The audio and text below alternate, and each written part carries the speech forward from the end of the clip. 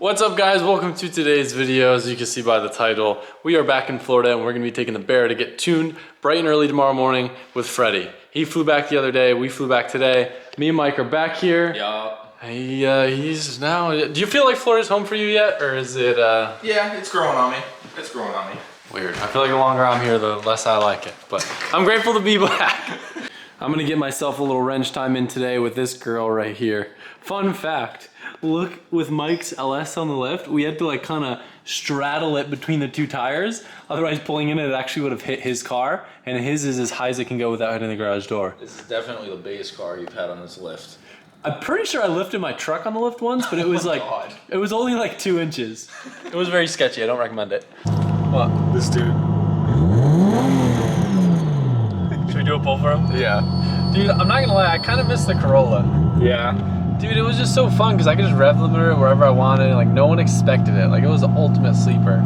This thing's just great. Look, he's filming us.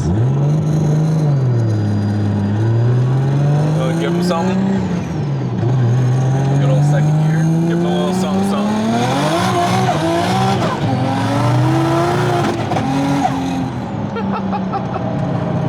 Dude, it's like, you know how Marty McFly felt when he takes a DeLorean back in time? Yeah. I get that feeling every time I drive this car. So today, after I make this car really hot so it's miserable to work on, I'm gonna finally pull the intake manifold and fix that stupid leak so that I don't have to keep filling it with water every time I drive it. This is the mess that I'm looking at now, and I need to like pull the brake master out, and then I can like pull a bunch of other stuff out and then almost get access to pull the plenum off. Usually we just end up pulling the engine, but I'm gonna try to do it without pulling the engine. I will tell you though, some good news. I know we hyped this up before, but it never really actually came to fruition. Mike officially has his brand new red. So give me the quick rundown for anyone that doesn't know what this is in your hands. Okay, so this camera's not technically released yet.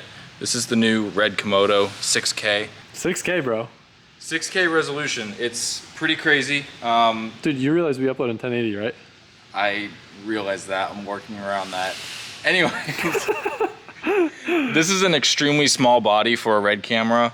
It's also one of the first red cameras to have autofocus, and I was testing it and it's still in beta, so it's not the best. There's a couple things in this camera that are still in beta testing, so I'm just messing around with it right now, but so far I absolutely love it. The colors are beautiful. Adam hates that I film in 24, but I'm filming in 24. Can we do a comment thing? Can we do a poll on the YouTube video? Is that a thing that YouTube allows us to do nowadays? Let us know. I know you guys, I know because you know I listen to your comments. I respect your feedback. You guys like when I upload in 60 frames per second. I often see comments when I accidentally upload in 24 frames per second that the video looks choppy. It looks put together by a monkey. Like real negativity. No, that's not how that works. 24 is the superior. It's what movies are filmed in. Correct. Are documentaries filmed in 30 frames per second or 24 frames per second? 30. And this channel, Is would not you a call it? sports Would you channel. call it a cinema or a documentary? With this, Technically speaking, my YouTube classification is sports, Michael. it better not be. It is. I came from BMX. You can't make me upload in 60 with this fucking camera.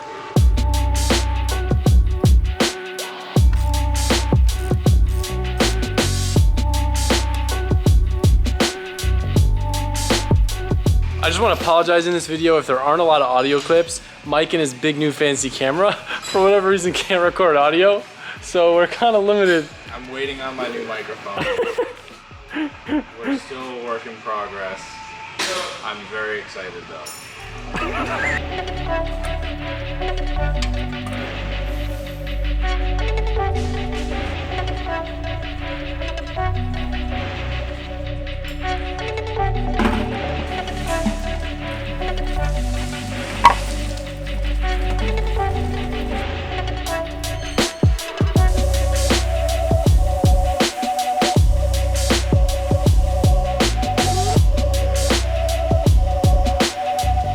You can kind of see from the starter looking so rusty and all of this residue on top of the plates back here. This was the problem area. This is where it's been seeping water.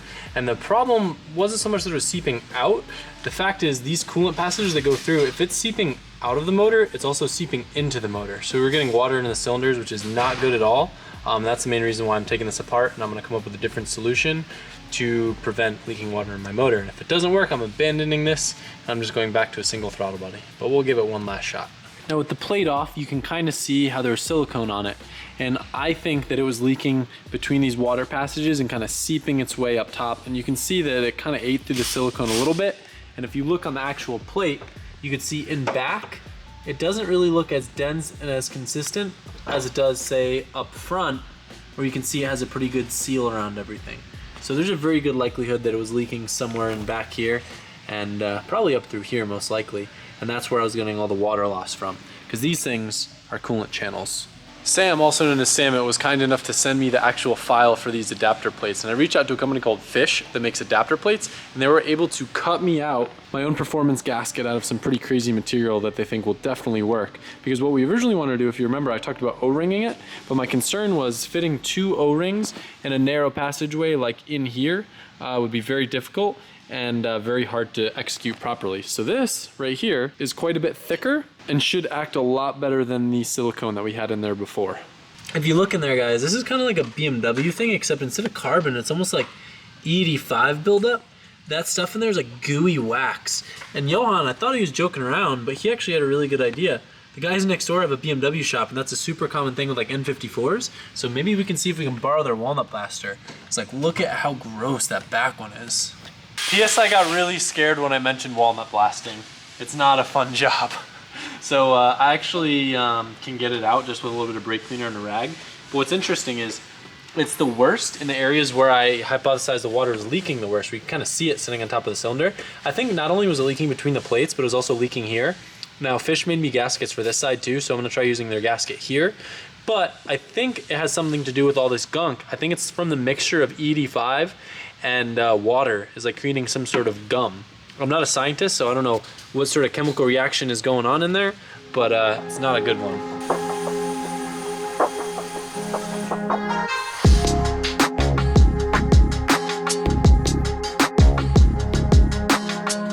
So this is actually the one that went against the engine. I forget if I filmed this or not. You can see all the pitting here around the coolant passages. I believe this is the indication of the water seeping. So it wasn't necessarily between the plates, but it was up against the engine, which we do have another gasket from Fish for. Not only was it leaking outside of the engine, it was also leaking into the cylinders, as you can see by this, and by all that gunk that we're cleaning out right now. There's one gasket I have to go pick up from either Rob Brokerage or Njuku, depending on who has it. So I'm at a stall for tonight, and there's not much else I can do, but at least I got everything ripped apart, so now it's just throwing it back together, and I don't have this thing in my head.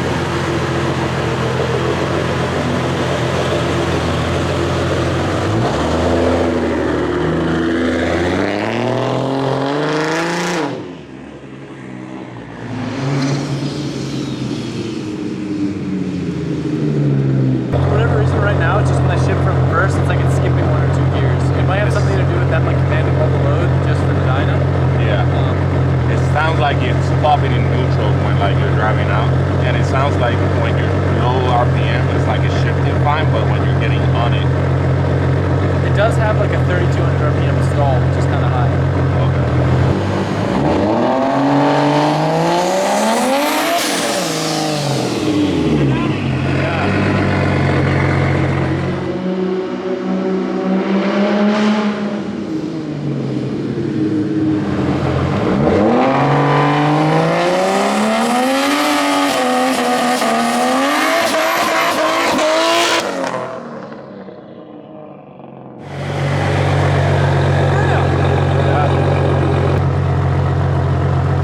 We're heading over to Titan for the dyno. I do have some bad news for you guys. Look at Mike whipping that thing around.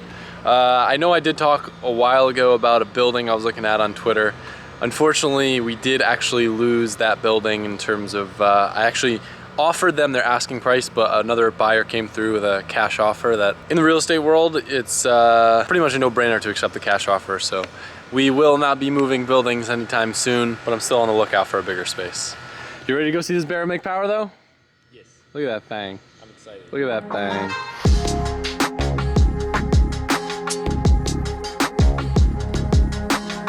Do you guys remember like back in the day when you were a kid and you got that like new Tamagotchi and you're playing with it on the way home from the store? That's Mike right now with his red. 100%. 100% right now. Mike and his little Tamagotchi. Freddy and his little legs. Shulman and his little blown turbo. This camera is like a totally new world to me, so it's gonna take me a little bit to get used to it, but already, like, just messing around with it in the car, it makes stuff look so good. It looks so funny. It looks like a little It's GameCube. kind of tough to use in a crammed little space like this, I'm starting to realize, but... It's because your lens is bigger than your ego. Not... what ego? He goes, no, it's not.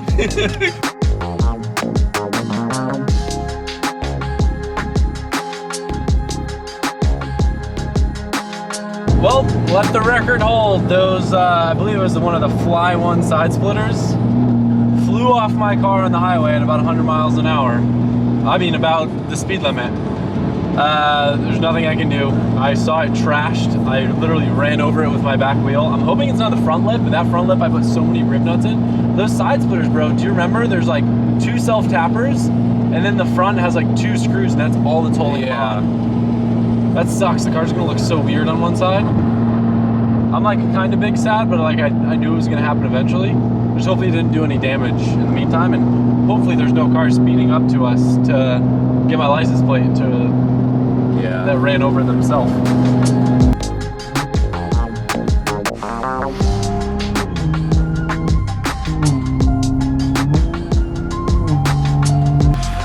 All right, let's look at the damage. Wait a second. What? Oh no, it can't be the front lip. There's no way. Yep. There's no way. Oh yeah. What the heck? Oh, now I'm real sad. Get out? Dude, we ran it over. Where's The craziest thing, that front lip, we riveted on probably 8 million. I'm really bummed now. All of a sudden we just sort of fell. No way. Oh my God, what the? It ripped all the rivets out. It ripped. It must have been just the downforce on the lip. Just. Oh my God. It ripped every single rivet out. I'm so upset now. Oh, big sad.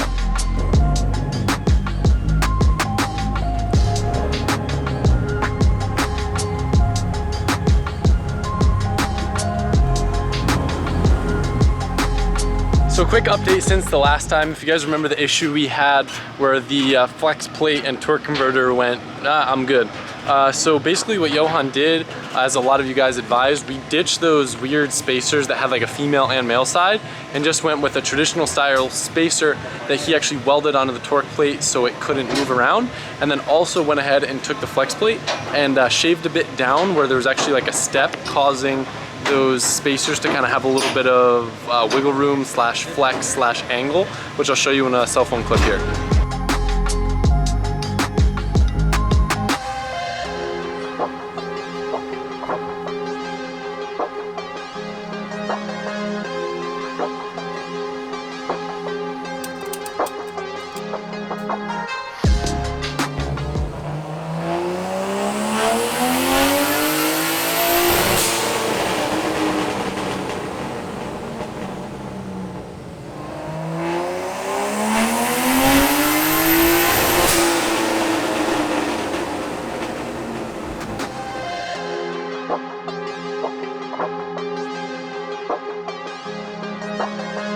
Because Freddie's not super familiar with these motors, he wanted to pull the plugs just to check them and see if the motor's happy with how much timing it has.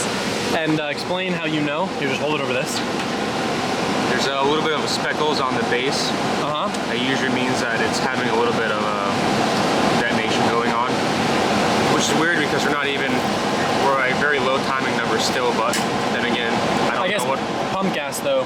Pump gas, and I'm not sure what a Barra likes currently. So little speckles, we'll back it off a little.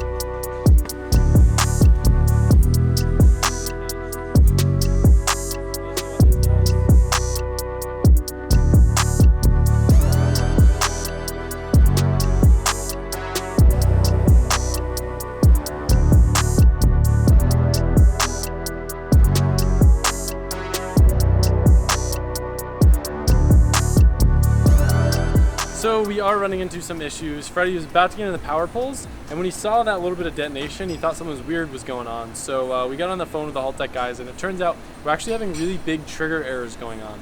There's no explanation for it other than potentially because we have that crank trigger splice. Because of the type of signal and the fact that it sends waves, the fact that we have a splice could be causing some sort of interference. So we're checking the resistance on that real quick, and we might have to abandon that altogether. If you remember Trevor on his JZ Mustang, he actually welded another trigger wheel on, so it was a separate system. He wasn't splitting any signals. So even though it was enough to get the car happy, to keep it running, at the higher power passes we started getting errors. And now, if there is resistance, we're gonna have to cut that splice. And then to make everything happy, we're going to need to potentially figure out on our own, maybe replicating some data from a Ford Falcon and hoping that it's the same as the CAN data from a Mustang, since we have that already loaded in the Haltech. Maybe we can make everything happy and maybe we can do some pulls, but I think even if we can't do that, the car will still stay running for about 15 minutes before the body control module times out. So we still can, in theory, do our power pulls today. We'll just have to keep cycling the car on and off in between. We didn't really change anything, and it appears to be working now. So we're gonna try. Give it a shot.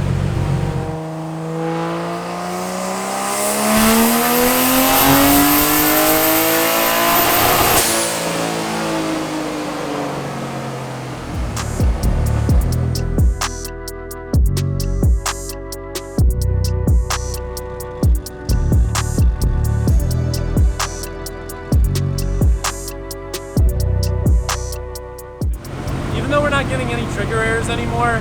I originally wanted to push this thing to around 600 wheel on pump gas, but God forbid we have a trigger error again and we could result in some detonation. We made the executive decision to start dumping the Ignite in it to get the E content up, because with ethanol, it's very, very hard to damage a motor just because it'll take a lot of timing, it'll take a lot of weird to happen to really like blow up an E motor, knock on wood. So we're adding it right now for that protection, and we're just going to resume the rest of the day tuning on E, which was the end goal. I just wanted to also have a really rad 93 base map, but we can always do that in the future.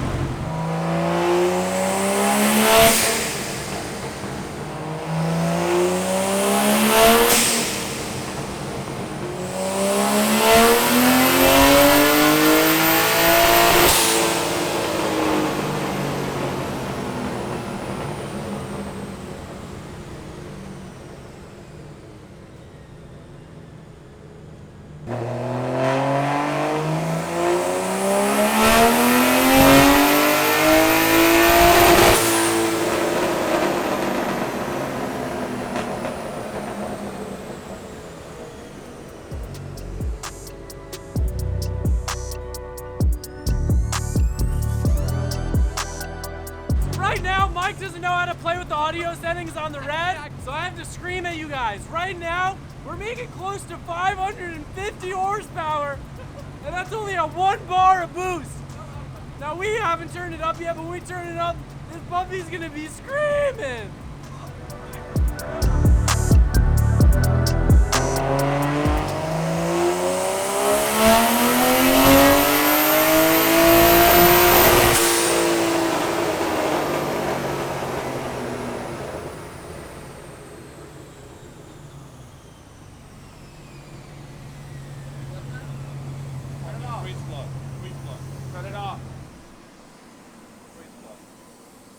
We lost a freeze plug.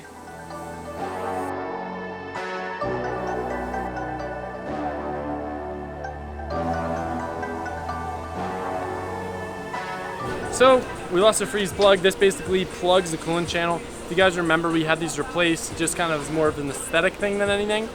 However, as you can see, we probably should have just left the stock ones in there and not dealt with this. But what our solution is going to be, I have been under the impression that the pressure in the coolant system has been too high the whole time we've had the car, and maybe the thermostat gets stuck or does some weird stuff. The car's coolant temps never really get that hot, but it always just feels like there's a lot of pressure built up in the system. So what I want to do so we can get through this dyno day, we're going to rip the thermostat out to let it flow more and hopefully lower the pressure and hopefully lower the actual coolant temp as well, because the thermostat in this is about 87 to 90 Celsius, which is on the hotter side.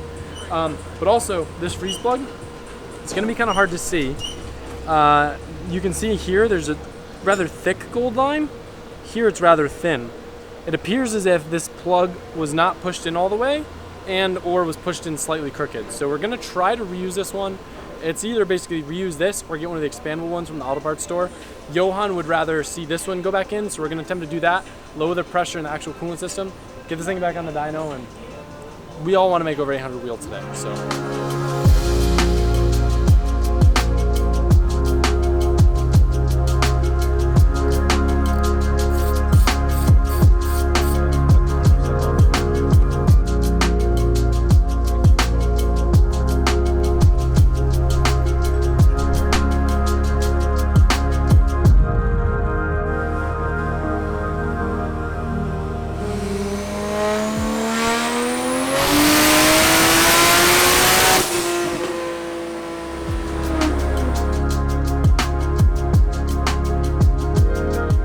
Alright, so the torque curve and power is dropping off very significantly up top, like a lot. None of the data in the computer shows that it should be dropping, so I had a feeling that the timing might be wandering with RPM. So we put a timing gun on it and we locked the timing at 10 degrees globally, and then I had Adam rev the car up through the RPM range, and it's walking as much as 5 to 10 degrees negative. Oh wow. Which would explain why the power falls down. I have heard that if the crank sensor wires are backwards, it would cause that. I have never personally experienced it until now, maybe. So Johan just swapped them over and we're gonna give it a try. Nice camera. Oh yeah, thanks dude. Yeah. Go! Yep.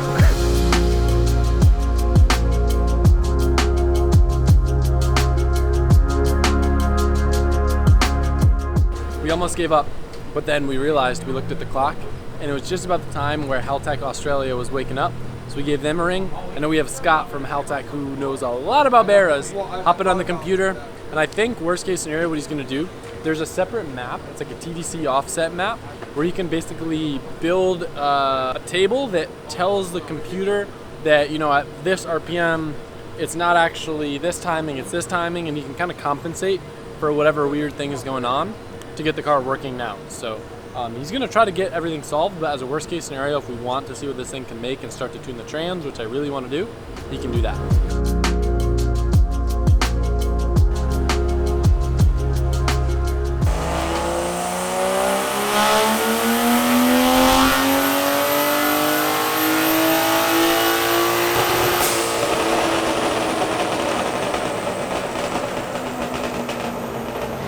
I believe Scott put in some different timing settings on top of the compensation for the weird sort of issue we're having. And you can see it already picked up quite a bit of mid-range, and it appears to have fallen off a little bit less. Although I do think that the scaling might be a little bit different, because I believe he's revving out over 7,000 and it's reading under 7,000 on this graph. Also, fun fact, this seems to be a Barra thing. If you look, we're already making more torque than horsepower. Wild.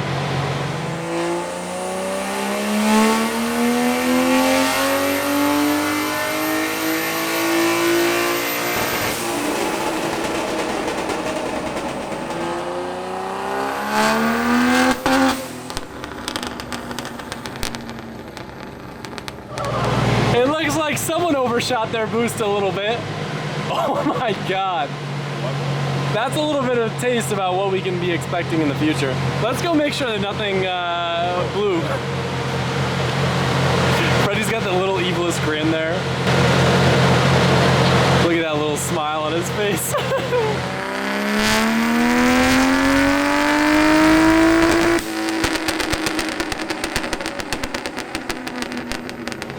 Scott, if you're watching this, you must really know what you're doing, because that is a big jump. And the car sounded really happy up there. I'm gonna go check in to see how many pounds of boost it took to make 800 wheel and about 750 foot-pounds of torque.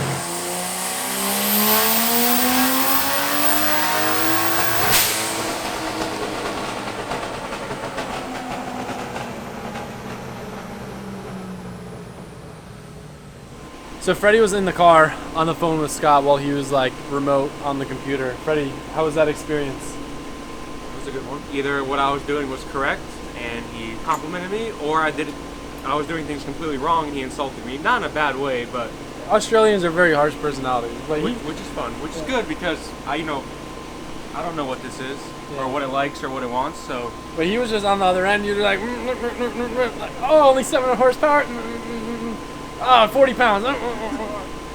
It's sick. Super helpful. We made our power goal, and I think he's gonna dial things in. We do have a kind of little fancy thing that Freddie asked us to put in. It's actually a coolant pressure sensor. So correct me if I'm wrong, Freddie, but the logic behind it is to catch if it starts lowering coolant pressure. Raising. That Coolant pressure is raising. Oh, that would mean that it's seeking into the coolant chambers. Okay, yeah, that makes way more sense than what I was about to explain. That's why I always say correct me if I'm wrong, so you can correct me if I'm wrong. We actually have to wrap this up pretty fast. Shulman's got to go because he's got to catch the next episode of Desperate Housewives. So Freddie is hopping in the driver's seat, and he's adding 1 more pound of boost. Shh, shh, shh. So Freddie is going back on TeamViewer with Scott from Australia. They're gonna add 1 more pound of boost, clean it up. It'll probably land somewhere in the 9s, but just a reminder, until we get the trans tune dialed, probably just gonna drive this thing around a gate, try to get all the settings good, and then we'll slowly up the boost on the street and see what the trans can handle. So I'm gonna let you guys in a secret. I told Freddie and Scott from Australia that I only wanted to go up a pound, but I have a feeling they're gonna go up more. But the thing is, because I only told them 1 pound, it's not my responsibility. I think they're gonna try to make a 1,000 wheel, which will be rad. We're all really nervous about the head lifting, so we'll see.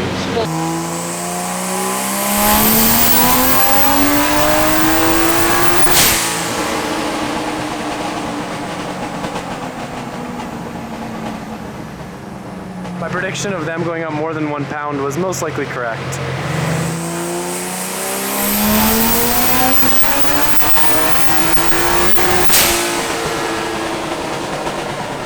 I'm not filming you, I'm literally filming a clip of myself showing you just keep popping your head in the background.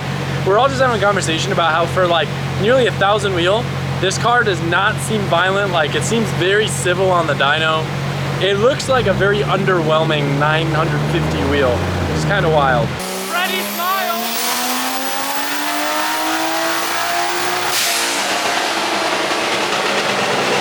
I think they're making it safe now.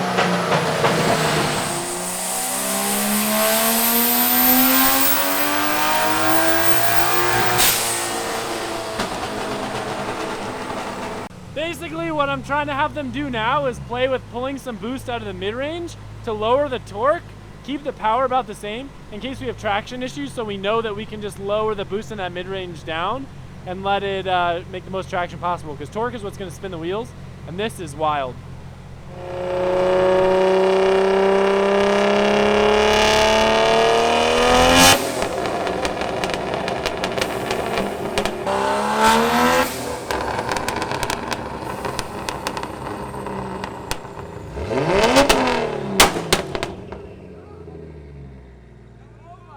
That is so loud.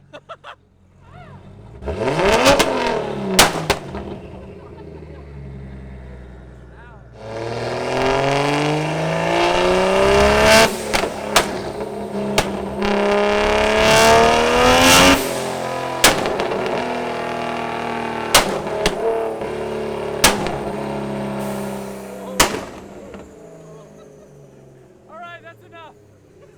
God dang. So basically where we're leaving off, Freddie, you nailed it. Big thank you to Scott over at Haltech Australia for helping us through. Definitely shed some insight on us for the Barra world, and this is just the beginning of this thing. But where we're leaving off now, the car, rad, rowdy, ready to go on the street. We just got to dial in the trans tune stuff. So I've talked with the guys over at HDG and they want to do it on the street. So we're going to turn this thing back down to spring pressure, which was roughly like 500 wheel.